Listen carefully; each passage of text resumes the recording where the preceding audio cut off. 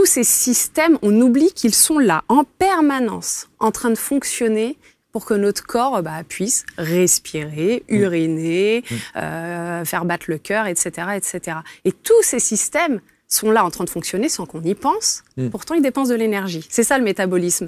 Et se rappeler que manger, c'est pas juste je vais manger, je vais grossir, c'est je vais manger pour tout ça, pour que ça fonctionne. C'est plutôt pas mal. Donc, comme dans sa voiture, on ne mettrait pas le mauvais carburant, essayons de mettre le bon carburant et les bons aspects extérieurs. Bonjour, bienvenue, merci d'être avec nous.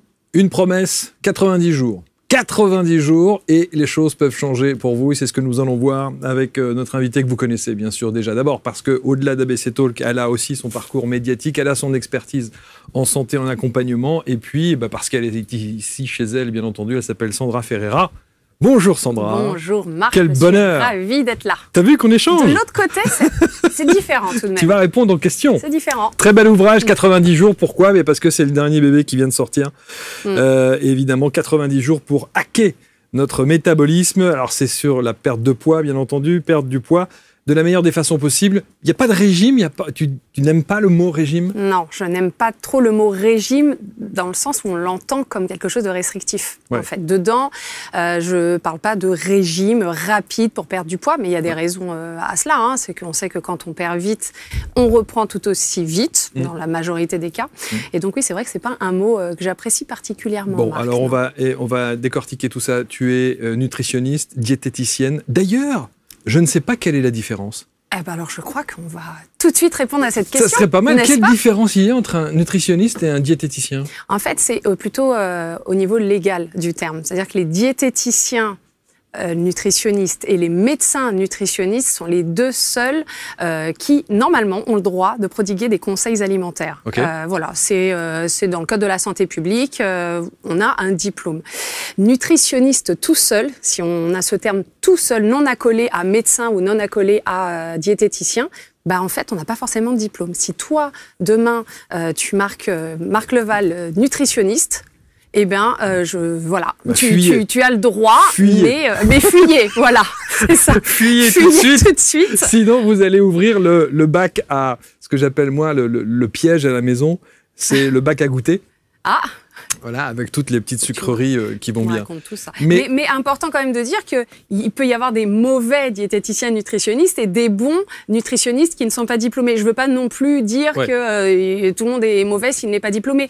Mais bon, c'est plutôt un gage de qualité quand on est diplômé. Saviez-vous qu'avant toute manifestation, l'information se situe dans un champ énergétique appelé champ quantique? Eh bien, quand vous accédez à ce champ quantique, vous pouvez tout changer, que ce soit vos blocages dans la vie ou atteindre vos désirs profonds. Eh bien, j'aurai le plaisir de vous faire vivre cette expérience unique avec ABC Talk dans plusieurs villes de France à plusieurs dates. Alors rendez-vous sur abctalk.fr en cliquant sur le lien autour de cette vidéo pour retrouver toutes les dates, les villes et les informations autour de ce week-end de transformation exceptionnel.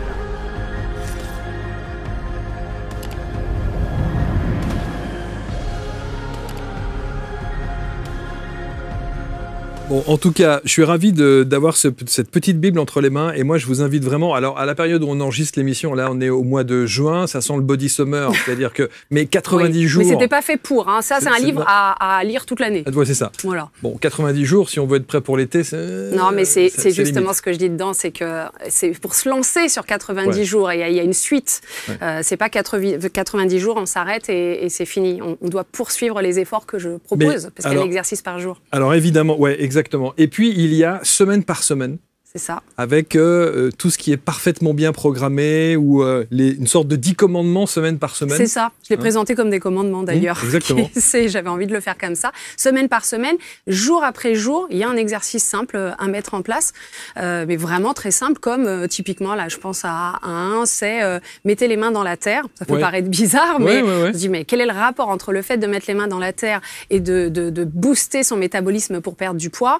C'est que par exemple, dans la terre, on sait qu'il y a des micro-organismes et que ça enrichit notre microbiote de toucher la terre et que le microbiote, ça a une influence positive sur le cerveau et sur le poids. Et finalement, ce que je règle dans le livre, c'est tous les aspects externes à l'alimentation. Bien que je parle d'alimentation et de sport, je parle de tout ce qui est externe, le sommeil, la gestion du stress, l'hydratation, etc., etc. Bon, en tout cas, il n'y a pas de secret. Dans l'absolu, il faut lier tout. C'est-à-dire bonne hygiène de vie, ça veut dire bonne alimentation, bien dormir, un peu d'activité physique. C'est ça. Et tu fais bien de dire physique et pas sportive. On n'est pas obligé de faire du sport. Ouais. C'est bien si on en fait, mais déjà physique, bouger, faire le ménage, c'est un de mes commandements. J'ai le sentiment, Sandra, qu'il n'y a jamais eu autant d'ouvrages sur ces thématiques-là. Et en même temps, les chiffres, et tu parles notamment d'une étude, les chiffres sur le surpoids et l'obésité grimpent en flèche. Et pourtant, c'est pas le fait de ne pas avoir de prévention, parce que on lit ça partout, on en entend partout, on entend aussi tout et son contraire, c'est vrai, sur l'alimentation. 2024, étude épidémiologique sur le poids et l'obésité, qui est faite donc par la Ligue nationale contre l'obésité, 18% des adultes français sont en situation d'obésité. Ouais. Et on est à 20% au niveau mondial, ce qui n'est pas rien du tout. Une personne sur deux environ, on est plutôt à 40-45% est en situation de surpoids déjà en France, donc ce qui n'est pas rien. Pourquoi ? Il y a une multitude de raisons. Déjà, je rebondis sur ce que tu disais, Marc, on en parle beaucoup. Et justement, on en parle peut-être un peu trop, et il y a à boire et à manger, et on ne sait plus. C'est vrai que le consommateur, le patient, enfin on va l'appeler comme on veut, ne sait plus trop. Un coup on dit ceci, puis tout son contraire. C'est très compliqué pour lui. On ne peut pas lui jeter la pierre, c'est très compliqué pour lui de se repérer. Même pour les professionnels de santé. Non est-ce que c'est... Enfin, moi, je sais où je vais. Mais au fur et à mesure, on se rend compte qu'il y a des études qui sortent, qui viennent contredire ce qui a été dit. C'est la science, ça évolue. Ça évolue. Ouais, c'est ça, c'est la science. C'est pas quelque chose de figé. Moi, en tout cas, le livre, je l'ai écrit là, en 2025, avec les études les plus récentes. Ça se trouve, dans 5 ans, je vais dire, bah non, finalement, ce que j'ai dit, c'était pas... Pourquoi est-ce qu'aujourd'hui, justement, revenons sur ce ratio qu'il y a entre maximum d'informations et pourtant... L'obésité ne cesse le surpoids et l'obésité, c'est un véritable fléau mondial. Parce que c'est multifactoriel. Enfin, c'est la première chose qui me vient en tête. Parce que on sait les choses. Déjà, il faut réussir à les mettre en pratique au quotidien. On a quand même des publicités alléchantes. Il y a l'industrialisation, l'agroalimentaire. On a des aliments pas forcément très sains. Il faut faire l'effort de vouloir se faire du bien à la santé. Parce que c'est vrai qu'on parle là de poids, mais pour aller plus loin, ce livre, il permet surtout d'être en bonne santé. Mais c'est ça. Voilà. Et l'effort, puisque c'en est un, c'est pas simple, il faut prendre la décision, il faut se dire, tiens, là, et si je me reprenais en main ? Alors c'est vrai que, du coup, c'est plutôt à viser une population autour de 40 ans. Alors bien qu'on puisse être très sage avant, mais c'est vrai qu'il y a la maturité, déjà, pour moi, de l'avoir écrit maintenant, parce qu'il y a 20 ans, je ne l'aurais pas écrit. J'avais pas tout cet aspect, toute cette expérience. Je pense réellement qu'autour de la quarantaine, on se pose plus de questions de santé que quand on a 20 ans. Alors si certains qui nous regardent ont 20 ans et veulent expérimenter, allez-y, foncez, vous allez prévenir tout plein de choses qui pourraient vous arriver plus tard. Mais c'est vrai que j'y ai pensé à titre personnel aussi à ce livre, grâce à mes patients, parce que eux, ce sont ma source d'inspiration au quotidien. C'est des cas concrets. Et des cas concrets de patientes. Alors je vais parler au féminin parce qu'elles arrivaient avec des problèmes de poids et elles n'arrivaient pas à s'en sortir. Souvent, j'étais pas la première, souvent lié à un ralentissement du métabolisme à cause de l'entrée dans la ménopause ou préménopause. Et moi-même, pour raconter ma vie, je rentre dans cette période. Et donc, le fait d'y être, de donner les conseils, de se rendre compte que c'est pas simple, j'ai pu me rendre compte que des petits conseils vraiment simples permettent d'avancer, même si on ne fait pas les 90 conseils, puisqu'il y en a un par jour, même si on n'en fait que 50%, on aura déjà bien avancé. Alors, il y a des fonds... Alors, il est très intéressant cet ouvrage, d'abord parce qu'effectivement vous êtes accompagné sur ces 90 jours, ensuite parce qu'il a un petit côté ludique, il y a des quiz. Oui, j'ai mis un petit quiz pour savoir si son métabolisme est plutôt lent, rapide ou pas. Exactement. Ouais. Il faut définir aussi ce métabolisme, qu'est-ce que veut dire un métabolisme lent, comment l'identifier, qu'est-ce que veut dire un métabolisme rapide. Mais les 5 piliers, moi j'ai identifié 5 piliers. Tu parles du rôle du métabolisme, de l'alimentation, de bouger plus naturellement, du sommeil, et de prendre soin de son microbiote. C'est ça, j'ajouterais même gestion du stress, je ne sais pas si tu l'as évoqué. Je ne l'ai pas mis, mais effectivement. Je dirais gestion du stress hyper importante et hydratation, mais peut-être que tu l'as dit. Mais voilà, c'est ça, oui, c'est 5 piliers importants. Je voudrais revenir sur le mot métabolisme, c'est vrai que c'est un mot qu'on utilise sans vraiment savoir ce qu'il veut dire. C'est vrai. aussi. J'ai un bon métabolisme. Mais oui, je suis sûr que 90% des gens le disent sans savoir ce que c'est. Sans vraiment savoir ce que c'est. Qu'est-ce que le métabolisme? C'est pour ça d'ailleurs qu'il y a toute une première partie où, c'est vrai, c'est l'utilité de ce livre aussi, c'est que je voulais que les gens sachent vraiment comment leur corps fonctionne. Souvent, ils suivent des méthodes, mais ils savent pas trop pourquoi. Ils savent juste parce que ça marche, ils savent pas pourquoi ça marche. Donc là, je voulais expliquer en première partie comment ça marche le corps et comment marche un métabolisme. Et le métabolisme, en fait, c'est la faculté de son corps à emmagasiner l'énergie qu'il y a dans les aliments et à la dépenser. Alors, c'est peut-être pas plus clair en disant comme ça, mais en gros, c'est la petite roue interne qui brûle les calories dans notre corps. Voilà, si je devais le traduire comme ça. Sauf que cette petite roue, elle se ralentit un petit peu avec l'âge, avec la génétique, avec le manque de sommeil, avec les problèmes d'hydratation, avec un microbiote déréglé. Et c'est tout ce que je rappelle ici. Alors donc, il y a le métabolisme lent et le métabolisme alors, on va normal, dire rapide. Lent, normal, puis rapide. Puis rapide. Voilà, on va dire ça. Le rapide, on se retrouve avec des personnes qui perdent du poids alors qui sont trop maigres. On a ce type de personnes qui ont du mal à prendre du poids. Le normal, tout se passe à peu près bien. Ouais. Et le lent, c'est ceux qui vont se retrouver le plus dans mon livre. Sauf que on fait souvent le yo-yo. Donc ça veut dire qu'on a une fois un métabolisme rapide et une fois un métabolisme lent? Non, parce que le yo-yo, en fait, c'est normalement des personnes qui ont fait un régime restrictif, le fameux mot que je veux pas entendre. Et encore, je lance pas la pierre à ceux qui le font. Il faut quand même se mettre dans la peau des gens qui sont en surpoids ou en obésité. Et on rappelle que l'obésité est une maladie. C'est pas juste je mange trop et puis c'est tout. C'est quand même une maladie. Et ces personnes-là, elles font ce qu'elles peuvent. Elles essayent de perdre du poids parce qu'elles sont en situation de détresse et de santé psychologique, parce que ça joue sur les deux aspects. Donc elles perdent du poids un peu trop vite. Sauf que quand on perd du poids trop vite, en général, on perd du muscle. Et si on perd du muscle, le métabolisme ralentit. Et qu'est-ce qui se passe après si on reprend ces mauvaises habitudes? Si on les reprend pas, ça va aller, mais malheureusement, souvent on les reprend. Le métabolisme est ralenti, sauf qu'on remange comme avant. Et du coup, on reprend du poids, voire plus. Ouais. D'où le phénomène yo-yo. Donc, en fait, il n'y a pas de métabolisme plus rapide, moins rapide. On l'a ralenti tout court. Plus on fait des régimes restrictifs, plus il se ralentit. Mais ce n'est pas irréversible. C'est surtout ça.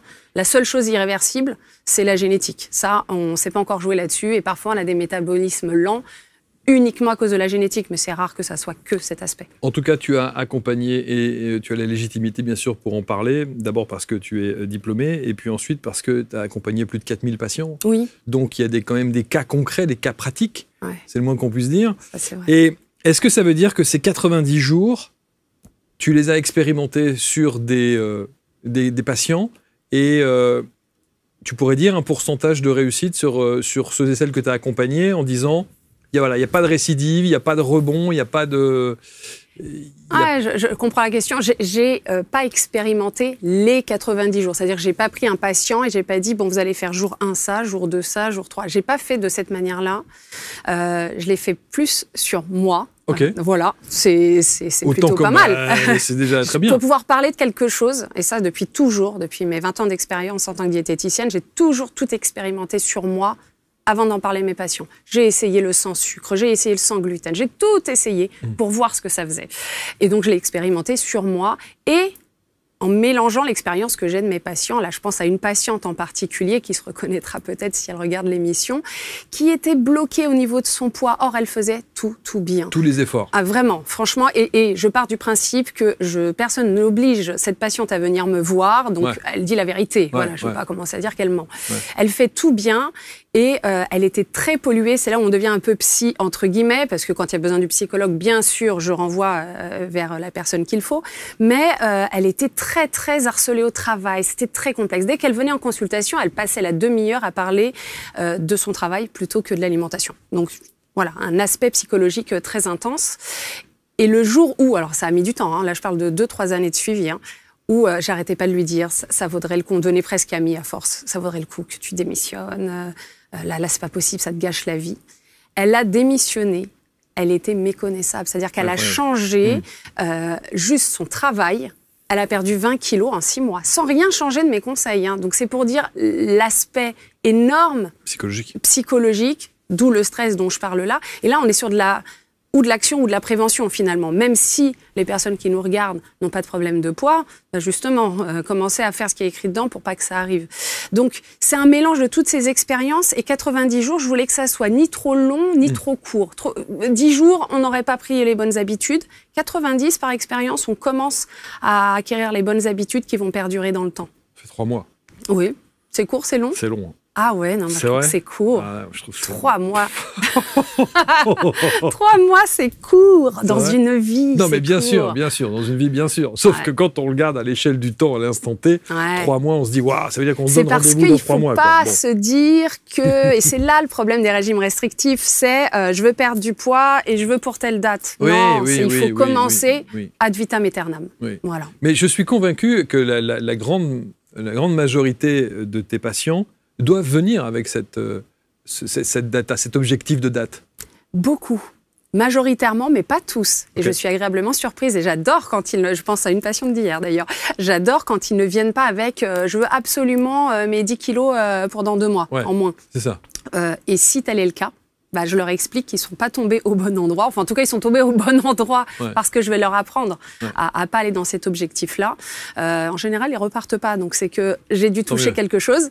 Mais il y en a beaucoup, effectivement. Mais la société, il y a un peu aussi cette pression on a beau dire qu'on met en avant des corps un peu plus ronds, etc. C'est quand même très, très dur encore, l'image de soi. Oui, il y a les dictates exactement. De la mode, du style, de l'image, de l'apparence. Et on n'est plus que jamais dans un monde d'images, bien entendu. Complètement. Donc ça joue. Il y a aussi il y a beaucoup d'informations et tout le monde est au courant de ça. Dire aujourd'hui qu'on ne sait pas, qu'on ne savait pas, qu'on n'était pas au courant, ce serait mentir. Mais il y a beaucoup de professionnels de santé qui disent une bonne moyenne pour perdre du poids, c'est 1 kilo, 1,5 kg par mois. Ah ouais, je suis complètement d'accord. Voilà. Entre 1 et 2 par mois. Et c'est là où tu te dis, c'est rien du tout. Moi, en 3 jours, je vais perdre 1 kilo. Ça fait 12 à 24 par an. Tout est relatif. C'est vrai. C'est vrai que sous cet angle, mais 1 an, t'imagines. C'est exactement ce que je dis à mes patients, en fait. Quand ils me disent combien je vais perdre par mois. Déjà, bon, je n'ai pas ma boule de voyante, je ne peux pas savoir exactement. Mais je leur dis, en gros, raisonnablement, 1 à 2 kilos par mois. On parle d'un surpoids. Si on parle d'une obésité à 180 kilos, on perd plus vite. C'est naturel. Et c'est vrai, ils me répondent comme toi. Ils me disent, mais seulement c'est pas beaucoup. 500 grammes par semaine. Mais c'est là où il faudrait préciser 1 à 2 kilos par mois pour être sûr de ne pas les reprendre derrière. C'est ça. Mais c'est ça. Alors, pour être sûr, en tout cas, on peut jamais être sûr à 100%. Mais en tout cas, pour que le travail soit fait plus en profondeur. Non, c'est important que je vende pas du rêve non plus. Je veux surtout pas. D'ailleurs, c'est ce que je déteste dans certains livres de régime. C'est qu'on vend un peu de rêve et la déception est très brutale derrière. C'est vrai, il peut y avoir des destructions psychologiques. Donc, tout n'est jamais sûr à 100%. Mais il y a beaucoup plus de chances de faire perdurer dans le temps la perte de poids si on perd lentement. Parce que le patient va acquérir et tenir les bonnes habitudes au long terme. D'ailleurs, ça ne sera même pas un régime au sens je fais quelque chose qui me frustre, ça va devenir naturel. Et c'est ce que je veux, c'est que ça devienne naturel. Et qu'on s'autorise à être humain aussi, à pas manger tout parfaitement. La perte de poids sur ces 90 jours, c'est pas qu'une question de bouffe.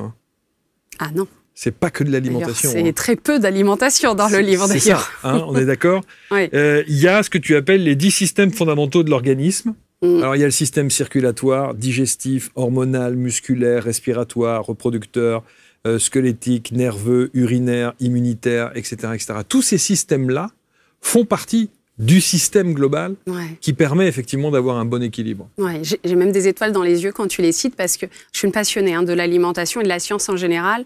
Et donc, j'ai dû en plus me plonger encore plus dans tout ça pour écrire le livre. Et tous ces systèmes, on oublie qu'ils sont là en permanence, en train de fonctionner pour que notre corps puisse respirer, uriner, faire battre le cœur, etc., etc. Et tous ces systèmes sont là en train de fonctionner sans qu'on y pense. Pourtant, ils dépensent de l'énergie. C'est ça le métabolisme. Et se rappeler que manger, c'est pas juste je vais manger, je vais grossir, c'est je vais manger pour tout ça, pour que ça fonctionne. C'est plutôt pas mal. Donc, comme dans sa voiture, on ne mettrait pas le mauvais carburant, essayons de mettre le bon carburant et les bons aspects extérieurs. Et ce qui est surtout intéressant, et vous allez voir dans ce livre, vraiment, je vous invite à vous le procurer, 90 jours pour hacker notre métabolisme. Hacker qui veut dire... qui veut dire pirater, on va dire. Je voulais un mot un peu d'actualité. Ouais, c'est ça. Et puis impactant. impactant. Voilà, votre métabolisme et perdez du poids avec la meilleure des méthodes, sans régime, bien entendu. C'est ce petit livret qu'il faut garder précieusement. Ce qui est intéressant, c'est les idées reçues. Ah oui, j'ai éparpillé un peu partout, plein d'idées reçues. 20. Oui. Il y en a 20 dedans. Je les ai toutes notées. Et alors, ces 20 idées reçues, c'est toujours intéressant parce que tu aurais pu mettre du oui et du non. Du oui et du non. Bah, j'ai mis du vrai faux et du vrai. Et du vrai et du j'ai vrai mis et du du faux. vrai et du faux. Très peu de vrai. Ouais. Ah, c'est ça que tu veux dire. Pas assez en équilibre. En équilibre. Ah Tu oui, vois, ça en c'est vrai. équilibre. Je te l'accorde. Bon. Ça t'a manqué. Non, oui, parce que je me suis dit, tiens, c'est quand même bizarre, il y a beaucoup de faux. Bon. Mais c'est intéressant parce que, là aussi, entre l'éducation qu'on a eue sur l'alimentation, ce que l'on entend dans les médias à droite à gauche, le bourrage de crâne marketing qu'on peut avoir sur les campagnes de pub, etc., etc. Au bout d'un moment, tu perds complètement la raison. Et je comprends. Et on est complètement à côté de la plaque. Par exemple, première idée reçue, sauter un repas qui permet de perdre du poids. J'ai lu une chanteuse française, que je ne citerai pas, qui disait « Moi, j'ai décidé aujourd'hui de ne pas prendre de déjeuner. » Donc elle saute le repas. Et elle maintient son poids comme ça. J'ai décidé de... Je ne sais même pas qui c'est, mais j'ai décidé de ne pas prendre mon déjeuner pour perdre du poids, j'imagine. C'est ça. Donc, elle est contre nature. Elle se force. Moi, j'ai beaucoup de mal avec ça. Hein. Mais c'est rentré dans sa vie, dans ses automatismes et ça. Et quand elle dîne le soir, notamment si elle va faire un resto avec des amis, elle prend 2 entrées pour ne pas... C'est tout. Et c'est tout. C'est tout. En fait, je ne connais pas cette personne. Il faudra aller plus profondément pour comprendre. Soleil, mais c'est pas... D'accord, ok, je vois qui c'est. La problématique, et encore une fois, c'est pour ça que ça demande souvent des consultations personnalisées, parce que les conseils sont assez généraux finalement. Des personnes spécifiques qui se sentent très bien dans leur vie, sans petit déjeuner. D'ailleurs, j'en parle à un moment donné, et c'est pas grave. Ce qui devient problématique, c'est quand on se force à...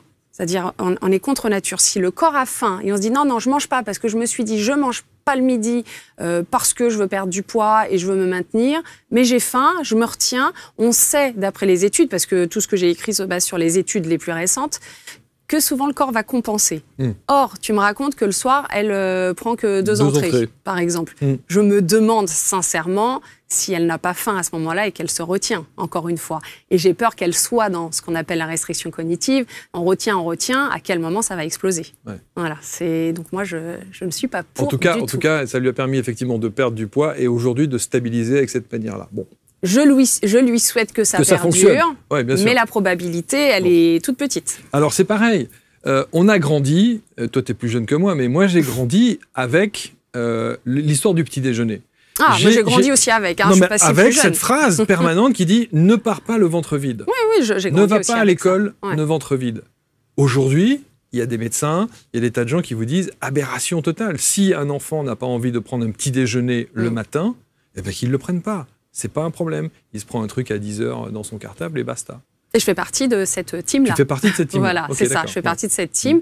Encore une fois, en me basant sur des études qui ont démontré que finalement, de ne pas prendre de petit déjeuner, ça n'empêche pas d'avoir un équilibre global sur la journée. Si bien qu'on ne s'empêche pas, encore une fois, de prendre le petit déjeuner. C'est-à-dire, si on n'a pas faim, on n'a pas faim. Si en revanche, on a faim et on se dit non, je ne vais pas prendre le petit déjeuner parce que je fais un jeûne intermittent et je veux sauter le repas à tout prix. Là, je suis pas d'accord. On n'est plus du tout dans l'écoute de son corps. Le corps, à un moment, il va y avoir le retour de bâton. Mais pour revenir sur les enfants spécifiquement, en revanche, c'est vrai qu'il faut quand même, puisqu'ils ont besoin d'énergie, qu'ils aient sur eux de quoi manger à la récréation s'ils ont faim. Oui, c'est ça. C'est ça la problématique. Oui, mais même pour l'enfant, on peut dire à l'enfant, écoute ce que tu as envie de faire, ton corps, ce que te dit ton corps, s'il n'a pas envie de prendre un petit déjeuner le matin. Sincèrement, mes enfants... Ils prennent pas le petit déj ? Des fois oui, des fois non, en fonction de leurs envies. Ma fille a pris ce matin, elle n'a pas pris hier. Voilà, là, j'ai pas faim. Je lui donne quelque chose pour la récréation. Discrètement, j'avoue, parce que les écoles ne laissent en généralement pas faire ça. Et tu donnes un truc sucré ? Ah non, pas du tout. En général, ça va être quelques amandes, des petites choses comme ça, en fonction... Bon, parce qu'elle aime bien. Parce qu'elle aime bien, j'ai dit. Bon. Elle n'est pas forcée. Bon, tu n'es pas mon enfant, Marc, sinon on trouverait quelque chose. A priori, tu n'aimes pas les amandes. Si, non, c'est parce que tu as tellement soufflé. marre de manger ça, des amandes. Eh ben, on change, des noix. Mais c'est pareil, tu sais, je prends les mélanges. Avec tu sais, tout. les mélanges étudiants, là, ils appellent ça mélange Oui, étudiant. tout à T'as fait. du raisin sec, t'as des amandes, t'as des trucs. Qu'est-ce qui te ferait plaisir? Si tu étais mon patient, je te dirais qu'est-ce qui te ferait plaisir Tu à ce moment-là. rigoles, tu peux pas me dire ça. Si, je peux, et je te le dis. Si moi, je veux me faire plaisir. Alors, attends, on remet dans le contexte. Non, mais à 10 heures, tu as moi, je me sauté prends, ton petit déjeuner. je me prends un jambon beurre. Tu rigoles. Eh ben, alors, tu vois, c'est pas complètement fou. Parce que j'allais te dire, s'il y a quelque chose d'un peu protéique, ça m'arrange bien. Un jambon beurre, mais prends-moi juste un plus petit, un demi-jambon beurre. Je mange une demi-baguette. Oui, bon, je suis quand même là pour te raisonner. On pourrait aller même plus loin. Est-ce que quand tu prends la demi-baguette, tu manges vraiment par faim énorme ou à la moitié, non, tu c'est de la commences... gourmandise, c'est de la voilà. gourmandise pure. À un Bon, au moment moins, donné, c'est c'est de sincère. la gourmandise Voilà. pure. Le début est peut-être de la faim, la suite est de la bien gourmandise. sûr, bien Et c'est ce que j'explique aussi dans le livre. Savoir s'interroger. J'ai faim, ok, mais il faut savoir s'arrêter quand on n'a plus vraiment faim. Ce qui n'est pas forcément simple. Hein, Tout à l'heure, tu as parlé du jeûne, parce que tu disais, oh là là, entre les jeûnes intermittents, les machins, les trucs. Pour ou contre le jeûne? Moi, je suis plutôt contre. Ok. Mais il va y avoir un mais. Je suis contre si on se force à ne pas manger pour perdre du poids. En revanche, le jeûne, s'il est fait dans un esprit philosophique, c'est-à-dire on se sent bien quand on jeûne, c'est une relation à son corps, on est dans un autre concept. Moi, je suis plutôt pour parce que l'objectif n'est pas la perte de poids, donc on n'est pas en train de rentrer dans une frustration. C'est juste qu'on veut se sentir bien. Basta. Quand on cherche, je veux perdre 2 kilos par jour, je fais un jeûne, on est contre nature, je suis complètement contre. Il y a eu aussi des, pas des régimes, je ne vais pas dire ça, mais en tout cas, il y a des méthodes qui préconisaient pendant 3 jours l'aliment unique. T'as entendu parler de ça? Oui, la diète unique, oui. La diète unique. Avec que de l'ananas ou que des pommes. Ou que des pommes. C'est-à-dire qu'au 2e jour, tu es un pommier. C'est-à-dire que t'en peux plus. Moi, je l'ai fait. Ça sent le vécu. Oui, c'est ce que j'allais dire. Ça sent le vécu. C'est naze, c'est bien ou pas ça? C'est pas un jugement, c'est naze. Et pourquoi je dis c'est pas un jugement? Attention à tous ceux qui nous écoutent quand ils le font, c'est parce qu'ils savent plus quoi faire. Ouais. Voilà, je comprends. Ou parce qu'on leur a vendu le truc en disant que c'est la méthode faites ça, miracle. c'est magnifique. Voilà. Et que ça purge et que ça nettoie. Et que personne voilà. ne culpabilise en se disant c'est trop nul, j'ai fait un truc qu'il fallait pas faire. Ouais. Quand on sait pas, on sait pas. Ouais. Non, c'est alors pourquoi? Parce que bien sûr que vous allez perdre du poids. T'as perdu Évidemment, du poids. évidemment, Oui, voilà. évidemment. Parce qu'on n'a pas beaucoup de calories, même si c'est que de l'ananas. Je pourrais faire la même chose avec que du chocolat pendant 3 jours, ça marcherait. Hein. Demain, je te dis, tu manges du chocolat, que ça pendant 3 jours, tu perdras du poids. Parce que Même chocolat au lait? ah ouais, tu perdras du poids. Ah, c'est sûr. Mais parce que mais tu n'auras pas envie de manger que du chocolat pendant 3 jours. Sûr, non, mais c'est tu sûr. vas en manger. Le premier, tu vas te lâcher. Le deuxième, ça va commencer à plus te plaire. Et donc, tu vas perdre du poids. Et en plus, on perd pas ce qu'il faut. C'est ça le problème. C'est qu'on perd du muscle, de l'eau. Déjà, dans toute perte de poids, on perd essentiellement du muscle et de l'eau au départ. Mais encore pire, quand on n'apporte pas de protéines, un régime ananas, on perd pas ce qu'il faut. On perd du poids sur la balance et va être repris aussitôt. Tu as dû reprendre très vite derrière. Oui, bien sûr. Ouais, tu reviens voilà. direct et tu le sens immédiatement. Mais moi, je fais partie des gens qui frôlent les vitrines des boulangeries et qui prend du poids à peine en regardant. Rien qu'en regardant. Rien qu'en regardant. Donc, contrairement à certains de mes frères, et c'est là où on se dit que ils ont un métabolisme qui est incroyable. Quoi. Il y a une histoire de génétique. Il faudrait chercher chez tes parents qui, dans la lignée, parents, arrière-grands-parents, oncles, tantes, s'il n'y en a pas un qui traîne avec du surpoids, de l'obésité, qui a fait que tu as récupéré une petite partie génétique. Ouais, c'est possible. Ouais. Voilà. Ouais, c'est possible. Je vois très bien. Alors, c'est vrai qu'après, et tu le dis, ça fait partie de la 6e idée reçue sur notamment les produits allégés. Parce que ça, il y a du marketing. En veux-tu, en voilà, le marketing à droite à gauche, où on vous dit... Moi, tu sais, j'ai pensé longtemps, et j'ai presque honte de le dire, mais j'ai pensé longtemps que dans des enseignes réputées bio, etc., que tout ce qu'il y avait à l'intérieur était diététique. Mais carrément pas du tout, en fait. Mais c'est intéressant de le dire. Qu'est-ce que tu as Carrément pas du rencontré de non diététique à titre personnel? Non, mais quand tu rentres dans ces enseignes-là, les petits supermarchés qui valent une blinde, Tout le monde il y a marqué reconnaît. bio ceci, bio machin, truc il y a du chocolat. Oui. Par exemple, tu as des gâteaux secs. Qu'est-ce qu'on entend derrière diététique? Je crois que c'est ça la question. Et non, mais voilà. Et ça, oui, pour moi, à l'époque, maintenant que je travaille avec Sandra, je suis au courant. Il n'y a plus de soucis. Mais pour moi, à l'époque, diététique égale bon pour la santé. Ah, c'est ça, en fait. Hein. C'est bon pour... C'est le diététique. chocolat n'est pas mauvais pour la santé On en est soi. d'accord. Mais on est d'accord. Mais si diététique, c'est diététique bon pour ne pas prendre de poids. Ouais, c'est ça. Si c'est plutôt ça que t'entendais, c'était ça. Tu as raison. Là, oui, c'est non. C'est la réponse est effectivement. Si on exagère sur du chocolat, la dose est dans le poison, hein, toujours. Donc le poison est dans la dose. Je l'ai dit à l'envers, mais c'est pas grave, tout le monde a compris. Et donc effectivement, si on mange beaucoup de chocolat, à un moment, ça va pas aider, en plus de l'alimentation. Si c'est que 3 jours de chocolat, il y aura pas de souci. Le corps est bien fait d'ailleurs. Je tiens à revenir là-dessus. Quand on mange plus à un repas, parce que c'est un peu goinfré, normalement, on n'a pas trop faim le repas d'après, si on s'écoute. Et il compense naturellement. Donc, si on arrive à s'écouter, ce qui n'est pas chose aisée, je l'accorde, tout se passe assez bien. Et pas chose aisée parce qu'il y a du stress, il y a du mauvais sommeil, etc., etc. Est-ce que tu as des craquages ? Moi, à titre personnel ? Ouais. Ah oui. Oui, je m'en cache pas. D'ailleurs, la réponse est spontanée. Okay, je suis humaine. Autant que je dis tout le temps à mes patients, on ne peut pas être parfait. Si on est parfait, c'est pas bon signe. Voilà, il y a des émotions. Moi, ça arrive de craquer. Enfin, craquer, ça dépend ce qu'on appelle du craquage. Craquage de sucre. Une cuillère dans le pot de Nutella. Ah oui, bien sûr. Okay. Je sais pas si on peut dire des marques, mais bon, voilà. Voilà, une cuillère oui, ça peut arriver. Après, c'est de se poser. Déjà, de pas culpabiliser, ça m'a fait du bien et puis c'est tout. C'est vrai, tu culpabilises pas juste derrière après avoir défoncé le pot de Nutella. Je vais pas défoncer, voilà. J'ai fait une belle cuillère. J'avoue, elle était très bombée. Moi aussi. Ça sent le vécu d'il y a peu. Avec des crêpes. Ah, il y avait pas les crêpes. Là, j'ai vraiment juste envie de savourer. Mais c'est surtout de se dire, bon, allez, le repas d'après, exagère pas. De toute façon, j'ai pas envie d'exagérer après. J'ai pas envie de me faire une tartiflette juste derrière. Et puis ça m'a fait du bien et j'assume. Et puis. Attention, je suis diététicienne, je suis pas mannequin, donc j'ai pas forcément un poids parfait. Je suis pas en train de me plaindre, hein, je me plais dans mon corps, mais c'est pas grave d'avoir un petit bourrelet. Enfin, c'est assez normal d'avoir des formes. Et il y a aussi, encore une fois, la pression avec les réseaux sociaux. Là, il y a eu le hashtag skinny, je sais pas si ça continue, je sais pas si tu vois, où il y a des filles hyper minces qui mettent ça en valeur. C'est très compliqué de s'identifier. Et merci à toutes ces femmes qui sur les réseaux sociaux montrent que un corps de femme, ça a un peu des bourrelets et que c'est pas très grave finalement.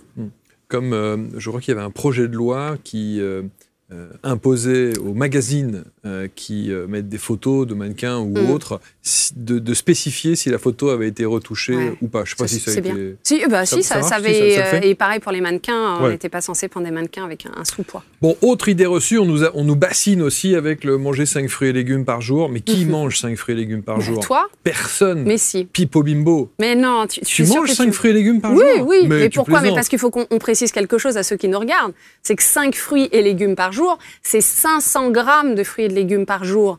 C'est pas 5 assiettes de fruits et de légumes. Mais 500 grammes, c'est rien. Mais pourquoi ils disent pas 500 grammes de fruits et légumes ? Parce que c'était un repère, en fait. Pourquoi ils disent 5 fruits et légumes par jour ? Parce que c'est un repère. 5, c'est facile. Mais 500 grammes, c'est très peu. Une assiette d'haricots verts, c'est 250 grammes. Un fruit, c'est 150 grammes. Tu me vois arriver, il manque plus que 100 grammes. Enfin, ça va très, très vite. Je suis sûre que si on analysait, c'est pas le but là de l'interview, je suis sûre que tu les as mangés, ou au moins 4. En tout cas, présenté de cette manière-là, comme tu viens de le faire, je vais te dire que si tout le monde était au courant de ça... Que c'était 500 grammes seulement. Que c'était 500 grammes seulement, au lieu de bassiner les gens à dire 5 fruits et légumes par jour, à t'en faire vomir, parce que tu te dis... oui, 5, on se dit qu'il faut 3 assiettes d'haricots verts, plus 2 ou 3 fruits. 5 fruits et légumes, t'imagines. Enfin, tu vois, personne ne mange ça. Enfin, il le voyait comme quelque chose de simplifié. Finalement, quand on n'a pas l'info de la quantité, c'est... Et c'est vrai que quand tu fais ce calcul-là sous cette forme-là, c'est pas la même. Une assiette de 200... 2 assiettes de légumes, on a déjà son quota. Mais bon, je demande même pas de manger que des légumes. Par contre, ce qu'il faut dire, c'est que dans les 5 fruits et légumes par jour, il faut majoritairement plus de légumes que de fruits. Pas l'inverse, on ne va pas manger que des fruits. Il faut quand même le dire. Manger des fruits à volonté aide à perdre du poids. C'est la 8e idée reçue. Vrai ou faux ? C'est faux, oui. C'est ce que j'ai... Tu as la réponse sous les yeux. C'est ce que j'étais en train de dire sur les 5 fruits et légumes par jour. Plus de légumes que de fruits. Parce que les fruits, mine de rien, je ne veux pas les diaboliser. C'est bien de manger des fruits. Et encore une fois, c'est la dose qui fait le poison. Si on en mange trop, les sucres des fruits, le fructose entre autres, se transforment plus facilement en une graisse qui s'appelle les triglycérides, qui finalement fait prendre du poids si on en abuse. Vaut mieux ça qu'une barre chocolatée industrielle. Je préfère que vous mangiez des fruits. Mais effectivement, à volonté, c'est pas idéal. J'ai connu un patient qui mangeait, il avait un pommier, il mangeait à peu près, pendant la saison où il avait plein de pommes, à peu près 10 pommes par jour.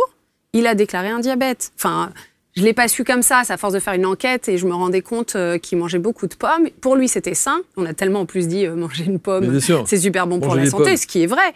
Mais 10, c'est beaucoup trop. Il a arrêté les pommes, son diabète est parti. Ouais. Tout est une question, encore une fois, de dosage. Ouais. Même quand on mange du pain, idée reçue numéro 9, il faut éviter le pain lorsqu'on veut perdre du poids. Faux. Faux. Bah oui, non, complètement faux. Après, encore une fois, la quantité, attention. Et si on pouvait avoir des qualités de pain, ça serait bien. Un pain plutôt complet, semi-complet, un pain au levain qui se digère mieux. C'est vrai que si on pouvait choisir des pains un peu meilleurs qu'un pain blanc qui agit un peu comme un sucre rapide dans le corps, c'est mieux. Mais oui, il ne faut pas diaboliser du tout. Bon, qu'est-ce que prend une diététicienne nutritionniste au petit déjeuner ? Qu'est-ce qu'elle prend là ce matin? C'était particulier ce matin. Je change tous les jours. En règle générale? Là, œufs brouillés, 3 œufs. 3 œufs brouillés. Ouais. J'aime beaucoup manger salé. Et d'autant plus que les protéines, et j'en parle dans le livre, aident à tenir dans la journée. Les protéines, le corps a du mal à les stocker en plus. Donc, permet de tenir, d'activer un peu le métabolisme. Tu le fais pas à la coque? Je les ai pas pris à la coque, là. Je les aimais bien brouillés. Non, alors, je les brouille à la Sandra Ferreira. C'est juste, je les mélange avec un peu de lait et basta. Ça va pas très loin. Je sais qu'il y en a qui mettent de la crème, du fromage. Ça va pas très loin. Un peu de persil. Mais ils sont très bons, mes œufs brouillés, quand même. Je t'inviterai. C'est bon, ça. Et là, j'avais rajouté un fromage blanc et j'avais des framboises du jardin. Donc, j'ai rajouté des framboises dedans. Et hop, voilà, c'était mon petit déjeuner, tout simplement. À éviter le jus de fruits. L'OMS recommande pas plus d'un verre par jour parce que c'est du sucre qui rentre. Alors, tu sais que quand on fait des conférences, on est très souvent dans les hôtels. Et il y a très souvent du jus. Et il y a très souvent, évidemment. Et je vois des gens qui arrivent avec leur petit jus d'orange. Alors, ils vont prendre le jus d'orange au distributeur. Là, oui, directement. Et ils sont tout contents parce qu'effectivement, comme c'est des buffets, tu peux te servir à volonté. Et donc, tu as ce petit... On a l'impression qu'ils sont contents alors que j'ai envie de leur dire, si vous saviez à quel point c'est pas bon. C'est pas idéal, c'est sûr. C'est pas très bon. C'est pas très bon. Il y a du sucre comme dans un verre de soda au cola. Oui, il y a un peu plus de fibres, un peu plus de vitamines. Rien de tel que de croquer dans l'orange, qui ne vous empêchera pas de dormir. C'est une des idées reçues d'ailleurs, je ne sais pas si tu comptais m'en parler. Exactement. Après. Mais il y a un truc, moi, qui quand on parle de poids, de perte de poids, d'obésité, de calcul, de référence, de ceci, de cela, c'est l'IMC. Ah. Si tu savais à quel point important d'en parler. Ça m'agace l'IMC, l'indice de masse corporelle, indicateur indispensable ou pas, idée reçue numéro 10. Faux. Faux. Faux. Et je voulais qu'on en parle. Oui, c'est un indicateur médical. On a besoin d'avoir des normes en médecine. Voilà, on a fait ce fameux indice de masse corporelle qui prend en considération le poids et la taille uniquement. Et ça permet, pour ceux qui ne connaissent pas, de classer les personnes en situation d'insuffisance de poids, de maigreur, de normalité de poids, de surpoids, d'obésité de stade 1, obésité de stade 2, etc. Bon, ça nous donne une idée. Sauf que il y a des personnes qui vont être plus musculeuses, qui vont être lourdes de muscles. On n'a pas la composition. Et osseux. Alors, osseux, les différences sont assez minimes. Ça ne va pas très loin. Ça ne fait pas trop la différence. Parce que quand on entend souvent des gens dire j'ai des gros os. Non ça aurait pu être une idée reçue. J'ai des gros os. Mais moi, j'ai une grosse ossature. Oui, mais c'est le volume, pas le poids. En fait, okay. C'est important. Ils n'ont pas tort, mais c'est sur le volume. Ça donne une impression de volume, mais le poids, non, la différence est minime. En revanche, le muscle, oui. Le muscle, effectivement, on peut avoir une personne d'1m70, 80 kg, qui est composée majoritairement de graisse, ou l'autre qui est composée majoritairement de muscles, et physiquement, ce n'est pas la même personne. Et l'IMC va dire obésité. Et oui, va dire surpoids, dans ce cas-là. Surpoids. Ouais. Donc, attention, il y a des limites. C'est une bonne base. Il faut aller... plus loin, éventuellement, et j'en parle dans le livre, il y a des techniques pour connaître la composition qui sont plus ou moins fiables. Moi, mon cabinet, j'ai un impédance-mètre bioélectrique. Je le dis toujours à mes patients, c'est pas d'une fiabilité extrême, mais ça donne une idée. On voit à peu près la composition en masse graisseuse, en masse maigre et en masse hydrique. Donc, il faut faire attention à lire tout voilà, ça. Page 55 sur le livre. Regardez bien quand on parle de l'IMC. Quel est ton point de vue? On parlait du matraquage marketing également, et notamment avec des personnalités qui se mettent en scène et qui viennent vous parler de certaines solutions qui permettraient effectivement de perdre du poids. Et on voit les témoignages et on est abreuvé de ces campagnes publicitaires. Tu vois de quoi je veux parler? Ces petites box qui vont bien, tu parles etc. de ça. etc. Ok, bon. je vois. Ouais. Ça, Pipeau ou je dirais pas pas pipeau. Alors je veux pas faire de la pub pour eux, c'est pas du pipeau, c'est-à-dire que en soi, oui, ils vont perdre. Quand on vous donne une box alimentaire avec tant de calories et que vous mangez que ça, et je vous avoue pour avoir testé puisque je teste tout. Tu l'as testé, oui, je teste vraiment tout. Okay. C'est la meilleure façon de pouvoir en parler. Il n'y a pas assez de calories. Déjà, c'est une des choses que je dénonce. Il n'y a pas assez de calories sur la journée. C'est cher pour ce que c'est. Et surtout, on infantilise le consommateur, enfin la personne qui veut perdre du poids. Oui, ça permet... c'est une bonne petite béquille pour démarrer, mais en fait, on n'apprend pas à cuisiner, on ne règle pas le fond du problème, on règle la forme, en fait. Mais c'est aussi... Alors les gens, ils vont se dire, oui, mais attends, moi, ça ne m'intéresse pas de cuisiner, j'ai pas le temps de cuisiner, je veux un truc rapide. Dans ce cas, il faut le faire à vie. Et j'ai pas envie de machin. Et quand tu vois les témoignages des gens, effectivement, le plan marketing est bien fait, parce que tu as des gens qui disent, moi j'ai perdu 18 kilos, moi j'en ai perdu 22, et la vie est belle, et je respire, et tu vois la campagne de pub, on l'entend d'ici tous. Maintenant, c'est le après, qu'est-ce qui se passe? On sait qu'en général, quand on suit un protocole pour perdre du poids, ça c'est les statistiques, 90% des personnes vont réussir à perdre du poids, malheureusement aussi que 85% vont reprendre du poids dans les 5 années à venir. On n'a pas la pub 5 ans après. J'adorerais revoir ces personnes-là 5 ans après. J'ai pas de statistiques à donner. Je sais juste, moi, par expérience, puisque j'ai plus de 20 ans d'expérience avec mes patients, qu'en général, quand ils ont fait ce type de méthode, ils ont repris parce qu'ils n'ont pas appris à s'alimenter. Alors, j'imagine, mais j'ai jamais eu le cas, que s'ils prenaient ces box-là à vie, ça devrait marcher. Ça tiendrait, ouais. Je suppose. Et c'est bon ?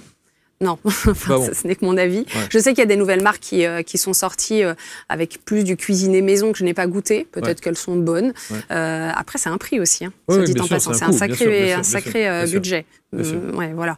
Mais non, ça ressemble au plat préparé. D'ailleurs, j'avais fait un comparatif. Je l'ai pas écrit dans le livre. Un comparatif au niveau de la composition avec les plats préparés qu'on a au supermarché, qui sont pas de la marque pour maigrir. Et au final, c'est kiff-kiff. Donc c'est un peu, moi j'appelle ça de l'alimentation pré-mâchée. C'est un peu mou, c'est pas... Et quand tu analyses les étiquettes avec les composants à l'intérieur et tout ce qu'il y a dedans, c'est... Selon les marques, il y a du plus ou moins bon. C'est vrai qu'il y a certains industriels qui commencent à faire des efforts, et merci à eux, au moins, même si je suis pas pour ce type de processus, c'est déjà ça. Sinon, il y a plein d'additifs, c'est toujours pareil, des additifs. Et puis la qualité, la provenance de la viande, rien de tel que de mâcher une bonne viande, que d'avoir quelque chose de très mou en bouche. Ça, c'est important, la mastication. Et sur ce type de petite box, souvent, c'est assez mou. Allez, idée reçue, il faut faire des heures d'exercice chaque jour pour maigrir. Non. Alors, bien sûr, si vous en faites, super. Si vous aimez ça, toujours pareil. Si vous aimez, foncez. Je ne vais surtout pas vous dire d'arrêter. Mais ce n'est pas indispensable. Ce qui est indispensable, c'est d'avoir de l'activité physique, comme tu l'avais cité tout à l'heure, régulièrement, de bouger régulièrement. Le simple fait de parler avec les mains, je le fais pas exprès, mais ça augmente ce qu'on appelle le NEAT. Le NEAT, c'est, j'en parle dans le livre, effectivement. N-E-A-T. N-E-A-T, oui, qu'on le dise. C'est le Non-Exercise Activity Thermogenesis, avec mon bel accent anglais. Et c'est toutes ces activités qui brûlent des calories sans forcément aller faire une séance de sport. Donc, plus on bouge, mieux c'est. Faire le ménage, voilà, comme ça en plus on a la maison propre. Enfin, c'est des petites techniques que je donne de faire le ménage. Ah oui, mais j'ai des enfants en bas âge. C'est pas grave. On prend ces enfants, on joue avec eux, on les fait sauter en l'air, on les rattrape. On a bougé. Voilà, dès qu'on bouge, marcher, des choses simples. Éviter de rester passivement devant la télé. De temps en temps, oui, parce qu'il faut bien aussi ne rien faire de temps en temps. On est d'accord. Justement, puisqu'il faut bouger, 10 000 pas par jour, pipeau ou pas? Si je devais dire pipeau ou pas, je vais dire pipeau. Mais il y a toujours un petit mais. C'est une moyenne. Encore une fois, on a voulu faciliter les choses. On a dit 10 000 pas, c'est rond, les gens vont bien comprendre. Mais alors, qu'est-ce que c'est culpabilisant si quand tu regardes ta montre connectée... C'est là le mais qui arrive juste derrière. Mon Dieu, j'ai fait 3 000 pas aujourd'hui. Et voilà. Et c'est ce que je dis dans le livre. C'est qu'on sait que si... un très bon exemple. Si on ne fait que 3 000 pas, passer à 10 000... C'est rude, quand même, 3 fois plus. Si on est à 3 000, on sait déjà que si on augmente de 2 000 pas supplémentaires par jour, on est bon. Donc, un 5 000 pas pour une personne qui faisait 3 000, c'est totalement favorable pour la santé, pour le métabolisme. Donc, 10 000 est vraiment une moyenne. Maintenant, il faut s'adapter à la personne. Et si une personne, à l'inverse, faisait 15 000 et a quand même des problèmes de poids, il faudrait peut-être se dire, tiens, peut-être qu'il faut qu'il passe à 17 000. Parce que ce qu'il faut, c'est l'augmentation de ce nombre de pas. Autre référence, après le NEAT que tu as évoqué, et ça fait partie de l'accompagnement semaine par semaine que tu proposes dans le livre, tu as le fameux HIIT, H-I-I-T. Quand on parle de développer sa masse musculaire. Alors qu'est-ce que c'est le HIIT? Alors moi, j'ai un très mauvais anglais. Oui, je te laisse, s'il y a besoin, tu le dis. High Intensity Interval Training. C'est ça. Bien meilleur que moi en anglais. Le HIIT. Voilà. Bon, ce sont des exercices à forte intensité. En fait, c'est beaucoup d'activités sur un laps de temps très court. On enchaîne plein d'exercices, j'en parle dedans. Ouais. Le HIIT, plus les activités musculaires, c'est-à-dire lever des poids, faire des squats, des pompes. Rien que là, ça te fatigue? Tu m'as perdu. Je vais te donner des choses très simples. Tu sais que j'ai pris un coach. Et ben voilà. Alors, mais ce qu'il faut comprendre, je suis obligé. Mais c'est ça. Il y a l'obligation. Il faut que le mec il vienne chez moi. Il y a un moment, Marc, et tous ceux qui nous regardent, on est obligé, on ne peut pas être en bonne santé sans se forcer un minimum. Mais un minimum. Je sais. C'est pour ça que 2 fois par semaine, une activité musculaire, on est déjà bien. C'est pour ça que je ne vais pas dans les salles de sport, parce que entre le moment où tu te changes, tu prends ta bagnole, tu prends ton sac, tu vas jusqu'à là-bas, tu arrives dans la salle, et rien que ça déjà, je suis plus motivé, j'ai plus envie. Mais ça, c'est une histoire de caractère. Il y a des gens qui adorent. Ah non, mais moi, voilà. Ouais. Et oui, bien sûr, il y a des gens qui adorent. Et je préfère un type qui vient, il frappe à ta porte, il dit « Quoi, t'es pas en tenue ?»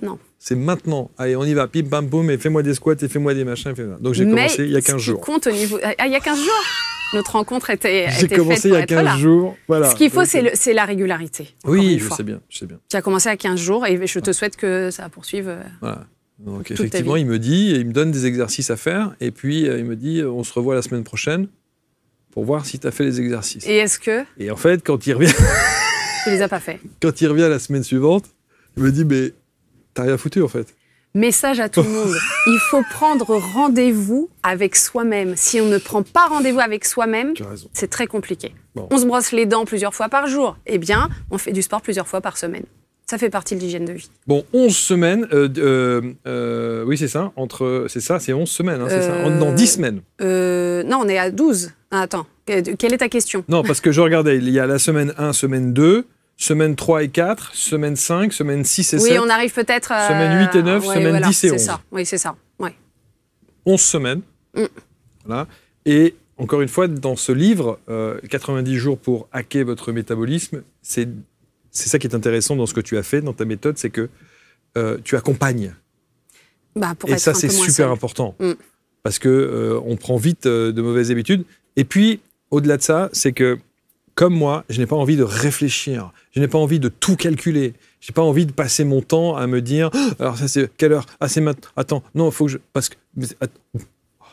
Oui, alors là, c'est vrai. On sait, chaque jour, je dis... Aujourd'hui, vous faites ça. Demain, vous faites ça. Exactement. Et ça pendant 90 jours. Voilà. Et en plus, il y a un accompagnement supplémentaire. C'est-à-dire qu'à la fin, j'ai mis...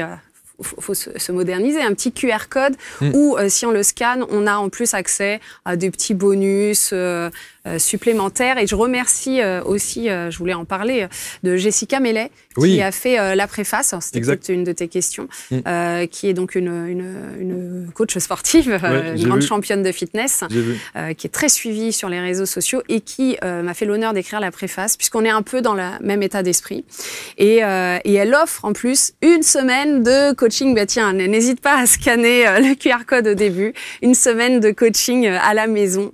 Voilà. Donc il y a tout ça qui permet en fait d'aller de l'avant. Mais le microbiote, enfin vraiment, il y a beaucoup de choses. On sait maintenant qu'il y a certaines souches au niveau des bactéries de l'intestin qui jouent sur les problèmes de poids. Donc il faut se poser la question aussi de tout. C'est de pas se dire vous êtes en surpoids ou vous êtes en état d'obésité et c'est une fatalité. On n'a peut-être pas tout regardé. Voilà. Et j'espère qu'ils trouveront. Mais au-delà du facteur, j'allais dire, mécanique, corporel, le psychologique est quand même énorme. Énorme. De ce que moi je vois et de ce que les études disent. Bien sûr. Ah, oui, parce on sécrète une hormone qui est le cortisol, entre autres, qui stocke les graisses. Et c'est un ancien obèse qui vous le dit. Oui, c'est vrai. Rappelons-le. C'est vrai pour ceux qui ne savent pas. J'ai fait 125 kilos. Oui, donc, je sais, moi. Voilà, donc je sais à quel point, voilà. Et je disais toujours d'ailleurs à un médecin, je disais j'ai toujours chaud. c'est vrai que les gens qui sont obèses ou en surpoids ont toujours chaud. Et il me dit, mais vous savez, c'est pas compliqué. Une personne qui est obèse, c'est comme si elle portait 24 heures sur 24, 7 jours sur 7, un col roulé. C'est un peu ça. C'est isolant la graisse, hein, sans vouloir être... Exactement. Et donc, vous transpirez tout le temps. Il faut s'imaginer, même quand on perd, des fois les patients disent « Ah, j'ai perdu que 3 kilos ». Bah oui, mais c'est le poids de 2 bouteilles d'eau. Tous les jours, c'est 2 bouteilles d'eau en plus. Bien sûr. Mine de rien. Bien sûr. Donc voilà, je ne vous dirai pas ce que j'ai fait. En fait, j'ai fait le régime de l'accompagnement de Sandra. Sauf qu'il est sorti il n'y a pas si longtemps et que c'est pas vrai. Ça, c'est pas bon. Mais ça aurait pu si on s'était rencontrés bien avant. Bon, en tout cas, non, c'est très intéressant et c'est important d'être accompagné, de comprendre aussi, parce que tu es aussi une maman, que tu as aussi évidemment des impératifs, que on vit à 200 à l'heure à droite à gauche, que tout le monde bosse, qu'on est humain. Et que c'est pas toujours simple de se dire je vais m'occuper de ma petite personne. C'est ça. Et c'est ce que je dis, hein, si on n'arrive pas à faire certains jours, c'est pas grave, on passe au prochain, c'est pas la fin du monde. C'est d'accepter qu'on est humain, qu'on puisse ne pas être parfait. Je pense que c'est une des premières clés. Je pense sincèrement. Oui. Tu fais du sport ? Oui. Tu fais quoi ? Surtout que depuis que je sais que je suis en préménopause, à vrai dire. Oui, alors moi, salle de sport. Tu vas à la salle de sport ? Oui, je vais à la salle de sport, ce que tu détestes. Moi, j'aime bien. Salle de sport, j'y vais même en courant, comme ça je fais déjà mon échauffement. Elle n'est pas très loin de chez moi, donc ça va. Ouais. Salle de sport 2 fois par semaine, tout simplement.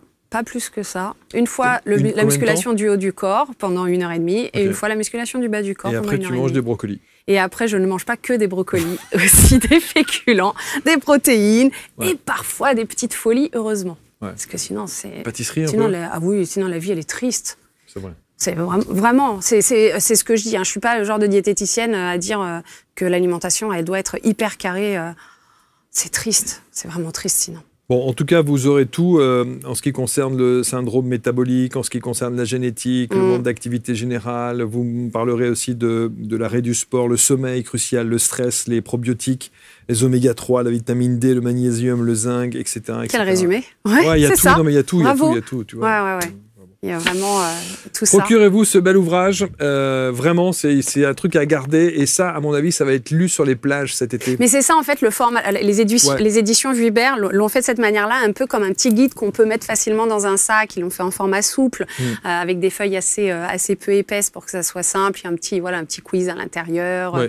On a des petits exercices pratiques. Il y a même des recettes. Il y a aussi des recettes. J'ai quand même mis, j'ai quand même parlé d'alimentation. Un gratin de pâtes. Un gratin de pâtes très simple. On fait des pâtes avec du jambon, quelques courgettes et hop, au four. Franchement, ça va vite. Souvent, on a l'impression... Et je parle souvent d'utiliser des choses en conserve. Alors, il y en a qui vont se dire, elle n'utilise pas des produits frais, parce que je veux que ça soit pratique. Je veux que si on passe 3 heures en cuisine, d'ailleurs c'est très amusant, les recettes qu'on voit souvent sur les réseaux sociaux, ils disent souvent, faites ça en moins de 5 minutes. C'est impossible. Souvent, il y a 10 000 légumes qu'il faut éplucher. Franchement, la vraie vie, la conserve, c'est très pratique. Un petit crumble de pommes. Ouais, mais ça c'est... Mais vraiment, alors sauf que le crumble, c'est pas de la farine et du beurre, la marque. Ouais. C'est des flocons d'avoine.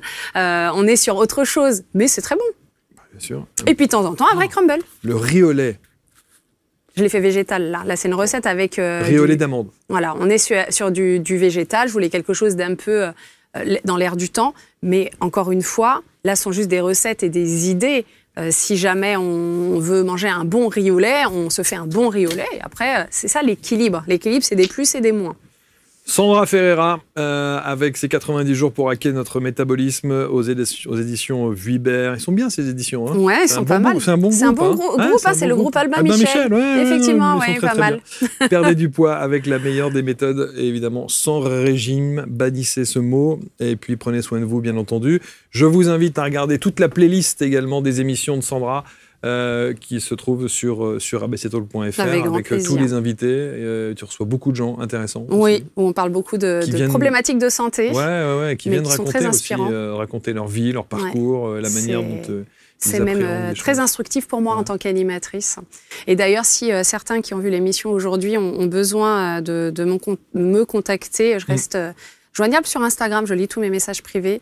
Donc, ne pas hésiter s'il y a une petite question. Alors, je ne fais pas des consultations comme ça via Instagram, mais s'il y a une petite question sur l'interview qu'on a fait aujourd'hui des zones d'ombre, je reste disponible. Super. Et on met autour de la vidéo tous les liens pour que vous puissiez rentrer en contact avec Sandra. Je t'embrasse. Merci beaucoup. Moi aussi. Merci pour cette interview. On se retrouve très vite. Vous commentez avec bienveillance comme toujours. Et si vous avez des commentaires à faire, et notamment sur une thématique bien précise, quelques chiffres et autres, d'abord, vous n'hésitez pas, mais sourcez aussi vos informations. Ne balançons pas des choses comme ça. Et j'y répondrai avec plaisir. Et voilà, elle y répondra, évidemment.